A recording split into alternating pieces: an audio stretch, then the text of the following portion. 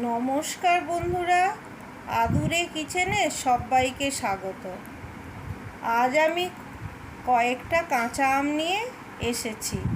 এবার আমি এটাকে কেটে নেব। আজ বানাবো আমের মোরব্বা। আমটাকে এইভাবে একটা আম আমি কেটে নিয়েছি, কেটে এইভাবে নিয়েছি। এটাকে এবারে খোসাটা ছাড়িয়ে নেব। সবকটা আম কেটে খোসা ছাড়িয়ে নেব।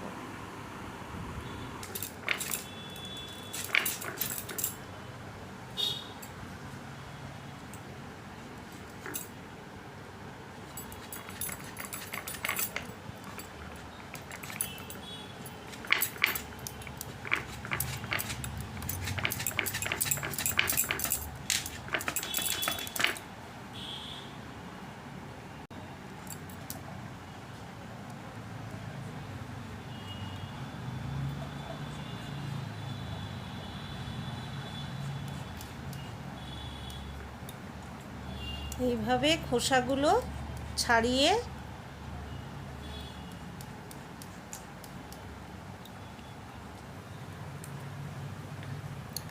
খোসাটা ছাড়িয়ে নিয়েছি। এইবার এর ভেতরের বিচিটা বের করে নিলাম। এইবার একটা কাঁটা চামচে এইভাবে এরকমভাবে ফুটো ফুটো করে দেব সব আমগুলো।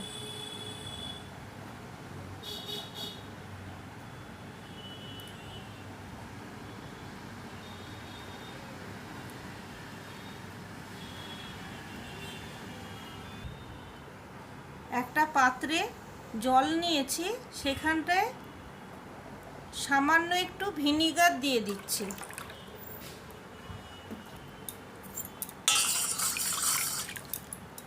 দিয়ে কাটা আমগুলো এর মধ্যে ভিজিয়ে রাখবো।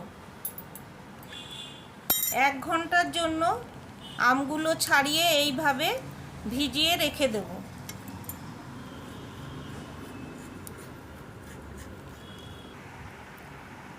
সব আম জলে ভিজিয়ে দিয়েছি কেটে, আর এইভাবে সব আমকে ফুটো ফুটো করে নিয়েছি।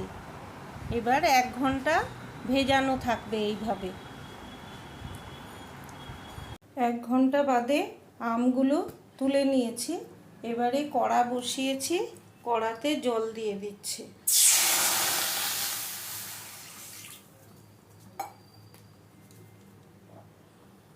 আমি আমটা ভিনিগারে ভিজিয়ে রেখেছিলাম, জলের মধ্যে ভিনিগার সামান্য দিয়ে ভিজিয়ে রেখেছিলাম। যেহেতু এই আমটা একটু হলুদ হয়ে গেছে, আর বেশি যদি কাঁচা থাকে তখন কিন্তু চুন জলে ভিজিয়ে রাখতে হয় আমের মোরব্বাটা, তাহলে আমের মোরব্বাটা খুব সাদা হয়।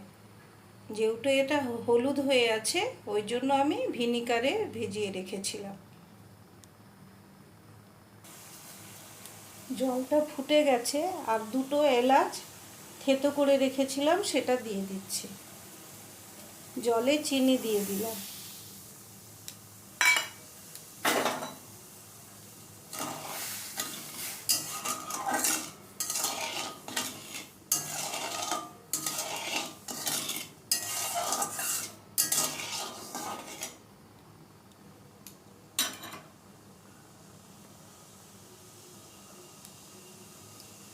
এবার আমগুলো দিয়ে দিচ্ছি একটা একটা করে।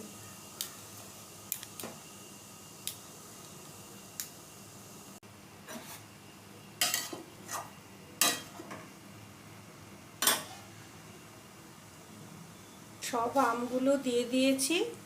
এবার ভালো মতন ফুটিয়ে নেব।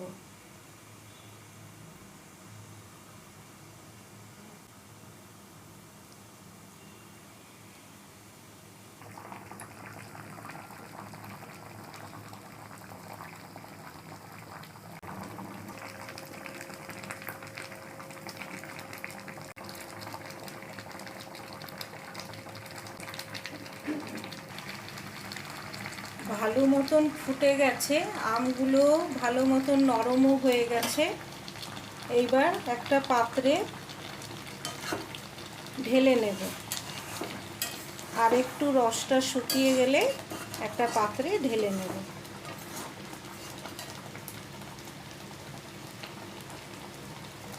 যেহেতু এটা আমের মোরব্বা, এর জন্য আমি কিন্তু নুন দিইনি।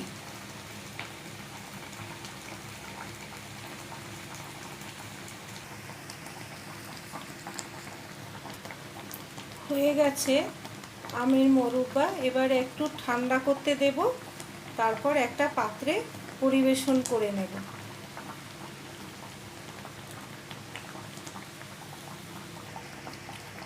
আমের মোরব্বাটা হয়ে গেছে, এবার একটা পাত্রে ঢেলে রাখছি। গ্যাসটা বন্ধ করে দিলাম।